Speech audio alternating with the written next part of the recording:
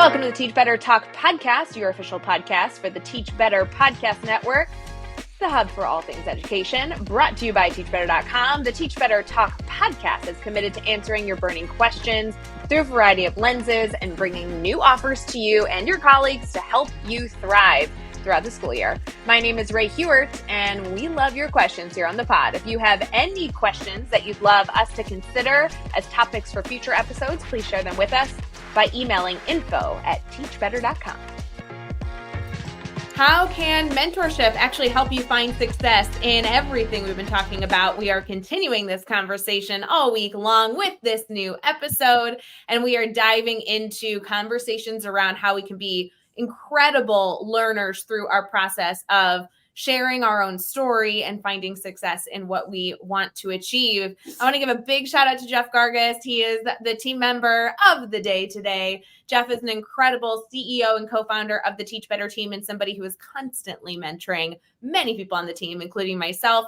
And we all really appreciate him being willing to share his insight. As we dive into today's conversation, I am interviewing, in my opinion, one of the biggest celebrities. So I'm very excited to have Charles Nick on the podcast. Charles, how you doing?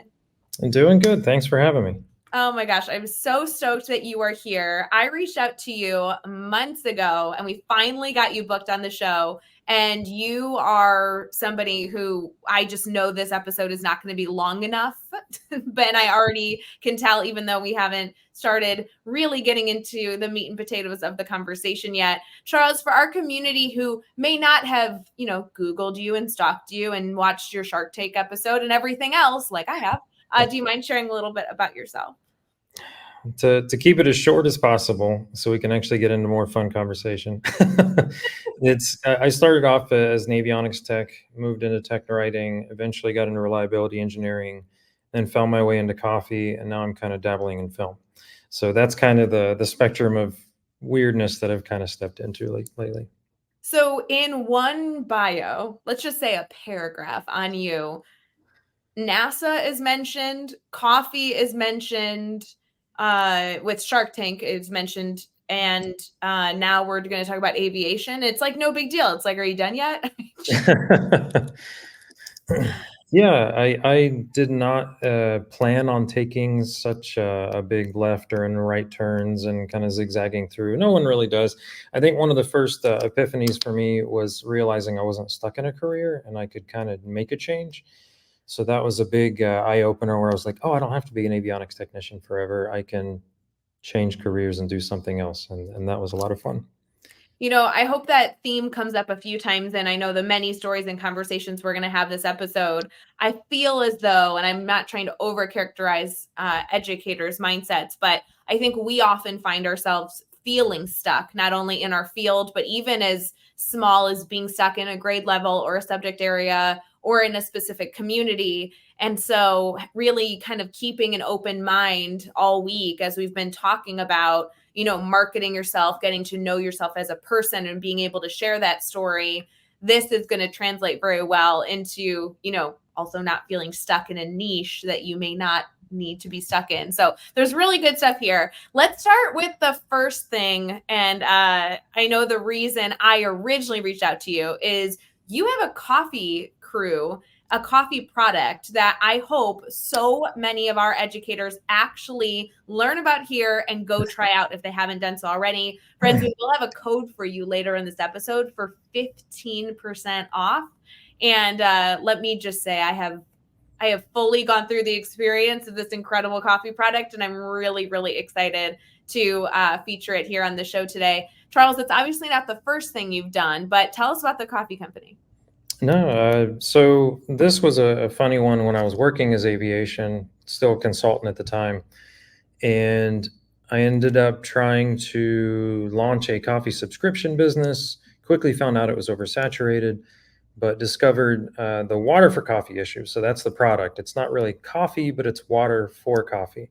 Yes. And what we're trying to do is make it so you can have the right water anywhere in the world. So we don't ship water, we ship the minerals you add to empty water, like reverse osmosis or distilled or deionized. You can use any of them. But just to give you the birth story for how all this kind of kicked off was from the coffee subscription business.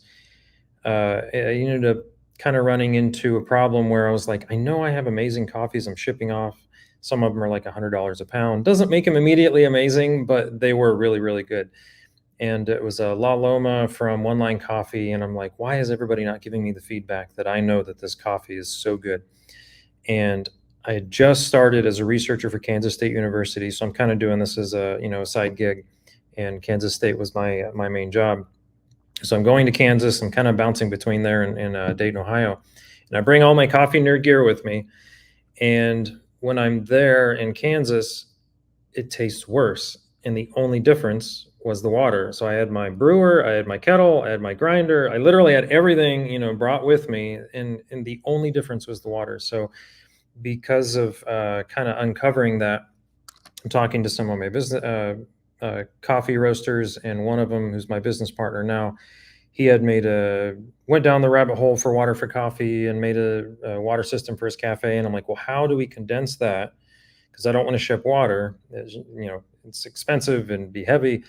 How can we condense that to, make a concentrate and add to an empty base or something? And we kind of joke back and forth. Well, we'll freeze dry it, and then it was like, well, no, we don't need to freeze dry it. We just need to start with the minerals that would be left behind. So that was kind of the beginning. And then the Specialty Coffee Association, they're the ones that defined what the results would be, but they wouldn't tell you how to make it.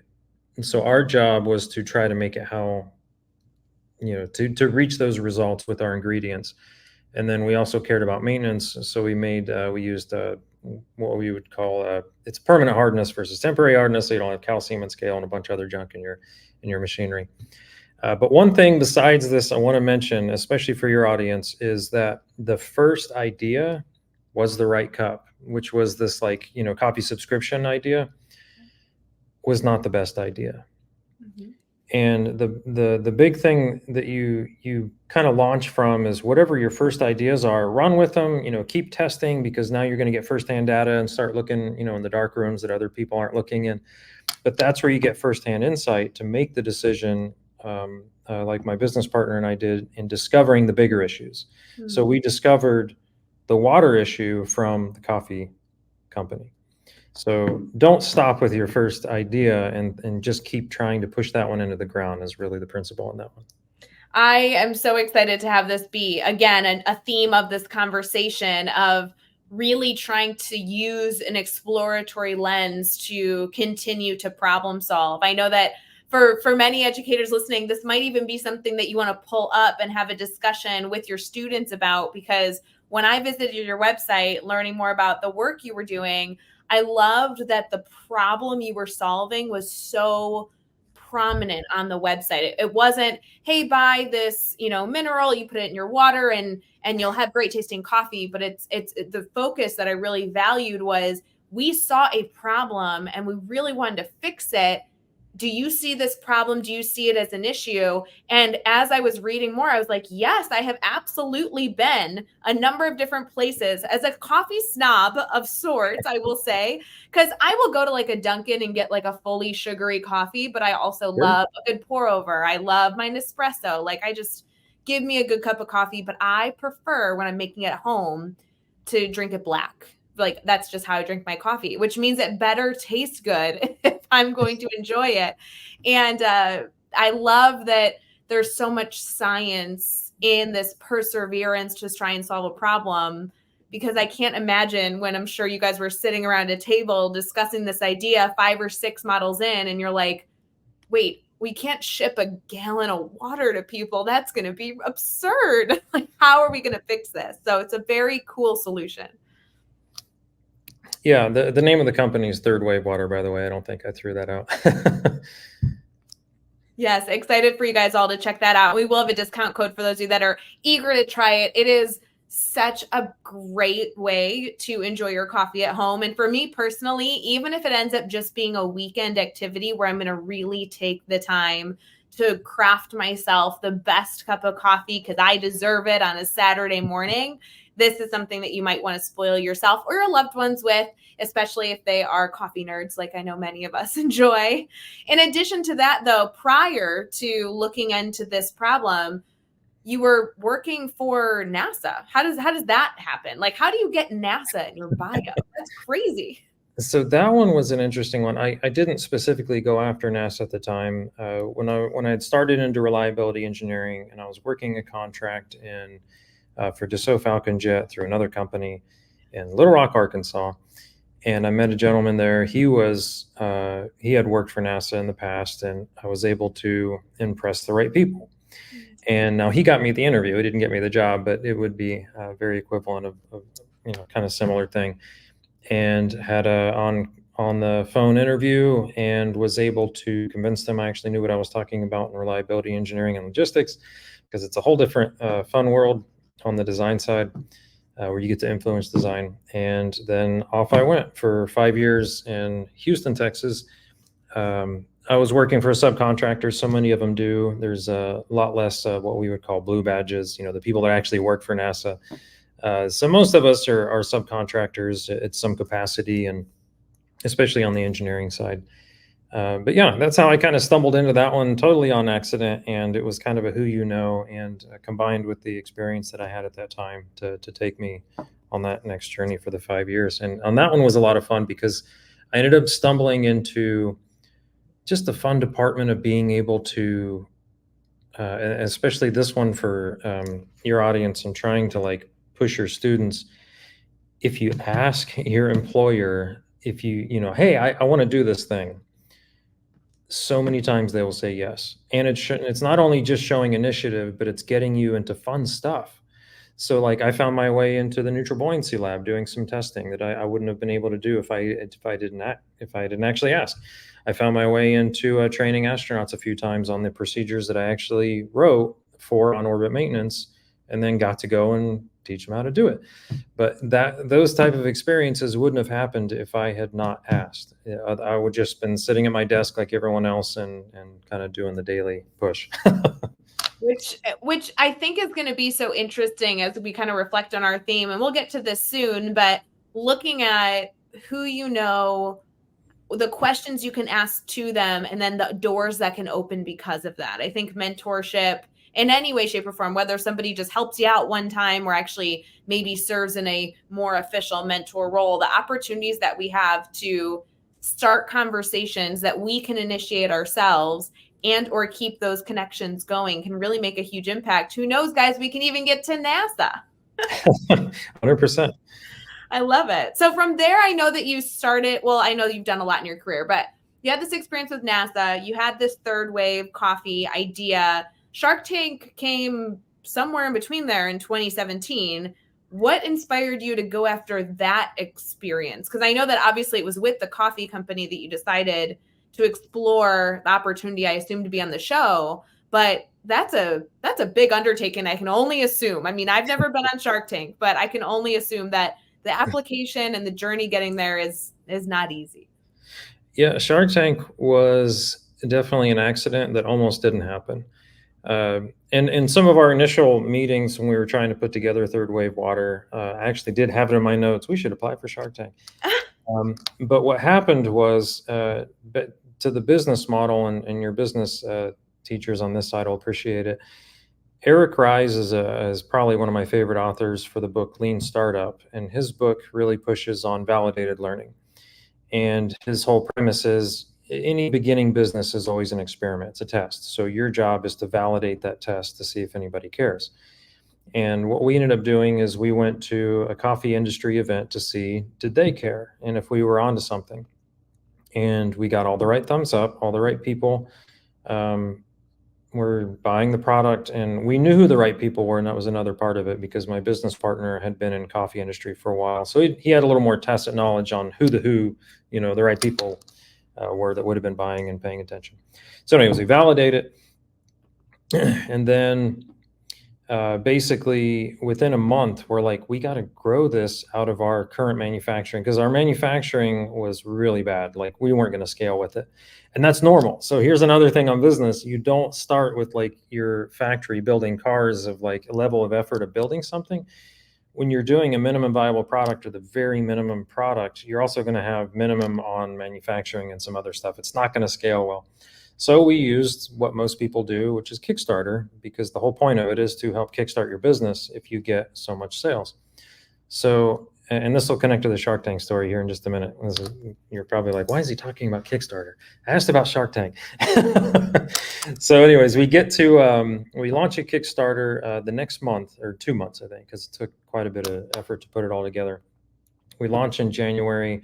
We had launched the business and validated it, what we would say is good validation, in October, November 2016, and then January we did a Kickstarter. Well, the Kickstarter, we were able to fund it in 11 hours. We were doing a $10,000 ask, got 3 times what we needed, and from there we ended up getting an email from somebody at Shark Tank, and they didn't say, "Hey, we found you on Kickstarter," but through some other reasoning, we think they found us on Kickstarter. They would never tell us how they found us. But I'm pretty positive that's how they found us. And it makes sense, because if you do a Kickstarter successfully, especially if you deliver, so a lot of people will do Kickstarters and they'll get their funding, but then they won't deliver. And of course, all the people that bought are angry and they, request all the refunds. And it gives the ecosystem kind of a bad name. But because we did it successfully and we delivered, I think that's what they're looking for, because Shark Tank is about trying to find good people to put in the pool that they can select from for their investors. Yeah. So the more people they can find that are doing something at some positive level, and Kickstarters are a bunch of analog businesses that are showing, hey, we can make something, talk about it in a way to get people to buy it and deliver. Oh, well, you're probably a good analog for us to throw in our Shark Tank. So from that, though, you have about 40 to 50,000 people a year that apply. And then they asked us to apply. So we didn't get any special preference or anything. We were just kind of pulled in with the pot of everybody else. And then through that, we can't go, sadly, we're not allowed to go through all the processes, but basically every week you're given kind of a thumbs up or thumbs down. Okay. And that's stressful. Yeah, and we have no idea what's going on. We're like, okay, we're on to the next thing. Okay, we're on to the next thing. And then all of a sudden, you're getting your plane tickets, and then you're going to go fly to LA to do the filming. And even doing this is what stinks, is even if you go there and film and you've gone through all the stuff and you have your pitch ready and you built your set to bring with you, and you can pitch to them and still not get your show to air for a number of different reasons. So they overshoot, and they have to make sure they have a good enough story to tell. And there's a big chance that you might not even get your show to air, which is a crazy circumstance. That's crazy, but similar to other very popular, I know, I think in your bio, you also had mentioned that you had been experienced in TEDx and the whole TED organization. That's an organization very similar, where you go through the rigmarole, and technically, even when you do the TED Talk, it's not official until it's been approved by TED, which happens after all of it's done, after it's all filmed. And so you're kind of sitting on pins and needles being like, can I officially say I did a TED Talk, or can I not, until they approve it? And if you're not on the TED.com website, then it didn't really happen, So to your point, you can be like, oh, I was on Shark Tank, but they never aired my episode. So now, did it really happen? I mean, that's a really stressful process. Yeah. And on that side, I don't think you're allowed to say it. Yeah, I'm sure you're not. You might be able to say, okay, we applied and went through stuff, but there's, like I said, there's so many contracts that you sign when you go through all that. Yeah, exactly. A crazy experience. And so this was able to be aired. You guys can catch the episode on Third Wave Water for their amazing episode that was in 2017. Yeah. And now, is this team still going? Or are you off to new things now with this aviation work that you're doing now? No, Third Wave Water is still the main thing. The film stuff is kind of how I've shifted a little bit in interest. Aviation will always be in my heart, and maybe a full circle come back to it again. I don't know. And just as kind of a side note, like growing up in Dayton, Ohio, birthplace of Wright brothers and aviation, and we had the highest per capita invention ratio at one point, early 1900s. So we had a lot of inventors. Was kind of like invention in general was a big part of this culture and society. Look up something called the Barn Gang, and you'll find some interesting history of some early Ohio and other inventors that are not just from the Ohio region. Wright brothers were a part of it. But anyways, so that was a big part of the culture, why I loved aviation so much and why I started my career in that path. But coffee, I did not expect to take. That was from while I was consulting, doing it as a side gig, and then got pulled in as another contract ended. And I was like, well, this makes sense to pivot into, and it's doing well. And it's a good challenge for me too. Like I don't want to, I can't just sit and be still. So this has been a huge learning experience. Trying to start a company is one thing, but trying to learn how to grow a company is a whole other challenge. And on that side, that brings us kind of full circle to one of your main themes, which is mentorship. Yep. So being able to grow our company, we would not be where we're at today if we did not have business advisors. Well, So we are going to really dive into this subject real quick. Before we get too far in, we're going to take a quick commercial, and then we're getting into mentorship. Guys, stick with us. Quick pause to talk about social media. Are you on social media and following the Teach Better team? Head over to your favorite platform, whether it be YouTube, LinkedIn, Facebook, Instagram, Twitter, or anything in between, and make sure you're following at Teach Better Team. You'll be getting full updates on all exciting news, including deals of the week, fun blogs, new podcast episodes, and easy, quick downloads that are awesome to send to your teachers at the start to every new week. Let's dive into mentorship. I know we had to cut Charles off real quick as he was getting into some good, juicy conversation here. Friends, stick with us. We are going to share that Third Wave Water 15% off code with you here in just a bit. But let's dive into the mentors that help us with success. Charles, I know I paused you there getting into our mentorship, but yes, we are not always taking advantage of taking on mentors, whether they be officially or unofficially. And you have had a lot of experience with people in your life, not only making good introductions for you, good networking, but also taking on some serious mentor roles. Tell us a little bit about that. So as a company, when we were starting Third Wave Water, and in Dayton, Ohio, we have a real amazing organization. I'm going to give them a shout out, called Aileron. So like on the end of your wing, your aileron, that kind of helps you steer your airplane, same type of thing. They're going to help you steer your company. It was started by a gentleman named Clay McThill or Clay McTill. I don't know, remember how you say his last name. He I think passed away last year. But the organization is a nonprofit, and they help medium to small business companies grow. And as a part of, they have a president's program. They also have a program that tells you how to start in a business advisor, like get your own business advisors and set up your advisory. And very different than having somebody on a board, where a board of advisors, they're stakeholders. These people are not. Business advisors are there for you. Mm-hmm. And the same principle for this, from business advisors to company owners, would be the same thing for you as mentorship, even today. Like who are you listening to that is going to take you where you want to go? And here's the main principle that you have to drive from finding the right advisor, is you have to know where you're going first. Now, there will be some discovery for sure as you're going back and forth and learning from them. And, oh, wow, I didn't know you did that. And that's interesting and super cool. And I want to do that too. But to find a good advisor, and you never stop with one advisor, that would be kind of another big principle. You don't just listen to one person all your life and then you're done. You're trying to find, I'll give it from the business perspective and then kind of shift into it from a personal perspective. On the business side, you're going to find business advisors that fit your strategy. And the reason that's so important is because you have to woo those people to be onto your advisory board that are going to help you with that strategy. So if I want to go over here, and they're also going to be in your big blind spots. So you're going to find people that have been there, done that. They've already accomplished quite a bit of the ground. So I'll give you a small example for us. We're growing we grew into the 7-figure number a couple of years ago, but we're trying to get to the 8-figure number on a company. But we needed some people that have kind of already been there, take a company from 2 million to 10 million. Like, what does that look like? And there's a whole bunch of different growing pains that a company goes through in that time. So we found a really good fit for our advisory board for that specific piece. In the beginning, we had different advisors, and they train you to kind of keep maybe 2 to 4 years at the most, maybe 4 advisors at the very most. You don't want a giant, huge board of people and you're arguing over every little issue.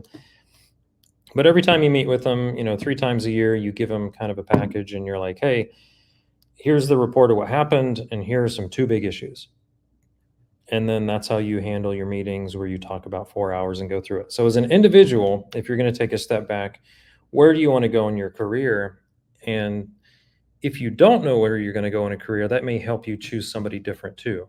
But you always have a purpose for your advisor or whoever it is you're meeting with, because it gives them a goal instead of just like, why are we here? I can talk about whatever you want to talk about, but give me some direction.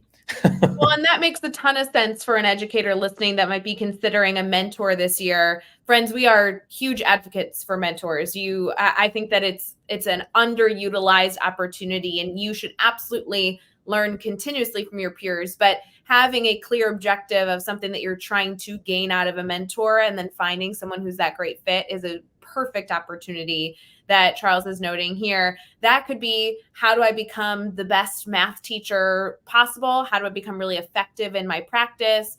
How do I communicate with parents better? I want to dedicate the next year or 2 in my life to really mastering the art of communication.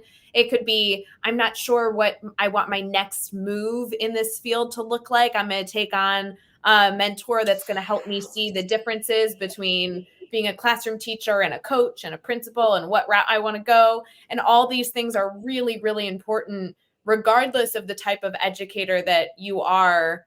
Meaning that if your goal is different, that doesn't mean you do or do not need a mentor. Everybody would benefit from some sort of advisor that just wants you to meet success in the area you've identified. I've definitely met, even on the engineering side, some of the very best engineers I've ever worked with came out of mentorship programs. So like, it wasn't just, well, I'm going to hit the school of hard knocks and I'm going to learn everything on my own. To me, the big thing with mentorship is you're going to get insight that takes you 5, 10, 20 years ahead sometimes in like one question or one answer. And it doesn't happen every time, but when it does happen, it's like, oh, wow, that changes everything. So you're going to learn faster, and you're going to get the direct, to what you're trying to figure out. I love that you noted also a place to help you find a mentor.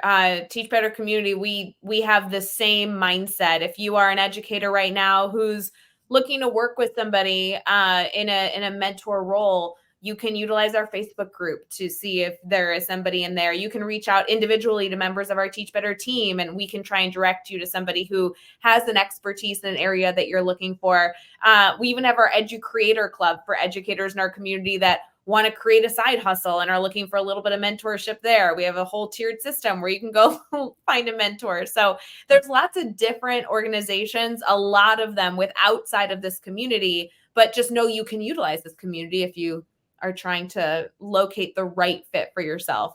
Charles, I really appreciate your note also that your mentor should and can change over time. I think that that's a really beautiful note. I know for business, it's like 2 to 4 years. For education, friends, sometimes it might just be 2 years, and like, that's okay. Mhm. Things change. And it takes a little pressure off too. Like when you're having those conversations, they don't have to feel like, how long do you expect me to help you?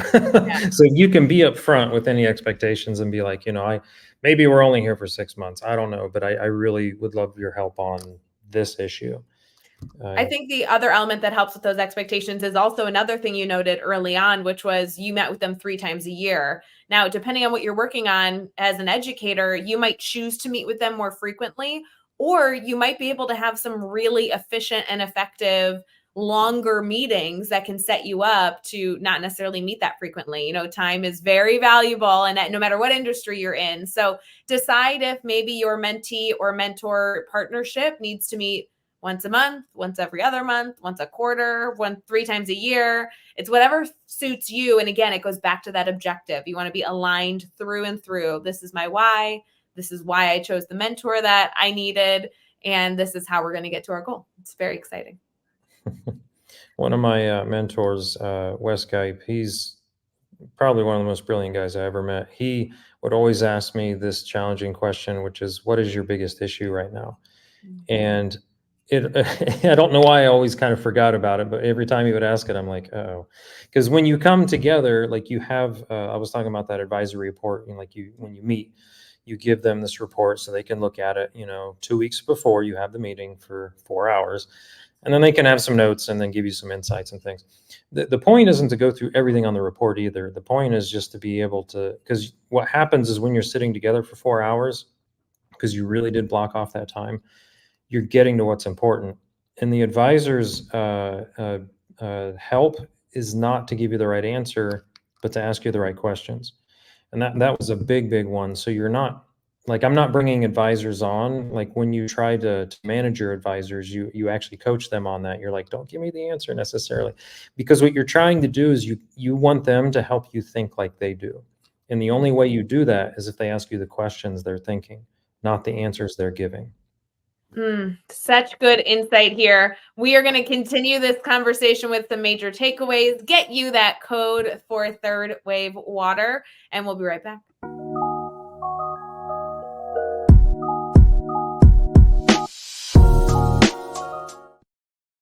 We've been focusing all week on getting to know yourself so you can bring your best self to the meeting, whether it be an interview or anything else that you might be exploring for future career paths. I appreciate that this last episode for the week was focused on finding the right people to surround yourself with so you continue to be a learner, whether it's a mentor or anything in between. Being strategic with who is in our lives and what they can teach us along the way is so important. Charles Nick has been an incredible guest, and he has a code for us. If you are interested, we would love to challenge all of you to spoil yourself and your loved ones and head over to Third Wave Water. You can use this code, simply Teach Better, all capitalized, no spaces, Teach Better, as your 15% off code to access this really, really innovative product. Charles, we're so appreciative you've been able to be on the show, and we'd love to leave our community here with something to think through based on this conversation. What is your challenge that you'd love to leave our community with? Maybe a major takeaway. If I was going to leave a challenge, it would definitely be, I guess I'll just end with Wes's question. What are the biggest issues that you're facing right now? And use that to try to find a mentor to help you through it so you're not doing it on your own. I love that action step. I think that's a perfect way to wrap up this week, as well as we've done a lot of reflection with the guests that we've had. Again, so excited for all of you to use that Third Wave Water discount by using Teach Better for 15% off. Charles, how can our community stay connected to you? Honestly, just follow us on Third Wave Water through Instagram is our bigger channel, and you'll see all of our silly meme posts and blogs and reels. My Instagram, I think, is just Charles R. Nick, and then that's me personally. But yeah. So good. Charles, thank you so much for coming on the show, sharing your stories, your insight, your wacky adventures. And I really appreciate you giving our community that discount code. We all love a good coffee, and I can't wait for everyone to enjoy. Honored to be a part of it. Thanks so much.